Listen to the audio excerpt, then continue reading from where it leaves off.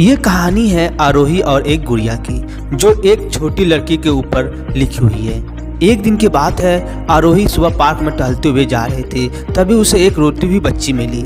आरोही ने उसे रोने का कारण पूछा तो लड़की ने बताया कि वह जिस गुड़िया से खेल रही थी वह इसी पार्क में कहीं खो गई है। आरोही ने उस बच्ची को उसकी गुड़िया ढूंढ लाने का आश्वासन दिया, जिससे वो बच्ची चुप हो गई। आरोही ने गुड़िया ढूंढने के लिए समय मांगी और फिर दूसरे दिन गुड़िया लाने का वादा करके वहाँ से चली गई। पर गुड़िया ना तो आरोही को मिली और ना उस बच्ची को।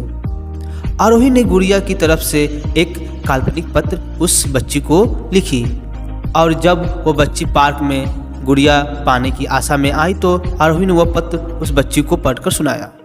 पत्र इस प्रकार था, कृपया रोना मत, मैं समय समय पर उस गुड़िया के बारे में तुम्हें लिखती रहूँगी, बस तुम रोना मत। अब आरोही रोज उस खोई हुई गुड़िया की तरफ से काल्पनिक पत्र लिखने लगी और लगभग रोज ही उस बच्ची को पढ़कर सुनाती, जो कि यात्रा का काल्पनिक वर्णन हुआ करता था। आरोही ने इस काल्पनिक लेकिन रोचक वर्णन ने उसे बच्ची को रोने नहीं दिया। वो खुशी खुशी अपनी गुड़िया के घुमक्कड़ी के किस्से सुनाने लगी। अब वो खुश रहने लगी। एक दिन जब काफ़ी कहानियाँ हो गई तो आरोही ने एक दूसरी गुड़िया उस बच्ची को ला कर दी।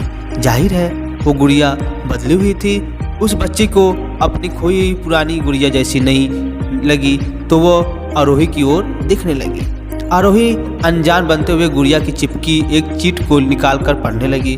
उसमें लिखा था, यह मैं ही हूँ, तुम्हारी वाली गुड़िया जो पार्क में खो गई थी।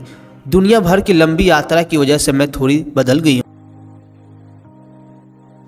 बच्ची को इस गुड़िया और आरोही पर विश्वास हो गया। वह गुड़िया लेकर घर चली गई। वर्षों बाद वो बच्ची बड़ी हो गई तो एक दिन वो अपनी अलमारी में कुछ ढूंढ रही थी तो उसका ध्यान उस गुड़िया पर आ गया जो आरोही ने उसे दी थी। बचपन की बात याद करके वो हंसने लगी। उससे सब समझ आ चुका था कि आरोही ने कैसे उसका मन रखा। उस गुड़िया पर फिर प्यार आने लगा। वो उसे बड़े गौर से देखने लगी। तभी उसकी नज़र गुड़िया की फ्रॉक के आस्तीन में छुपे हुए एक छोटे पत्र पे गई। उसने बड़ी बेवकूफ़ी से वो पत्र निकाला और पढ़ने लगी।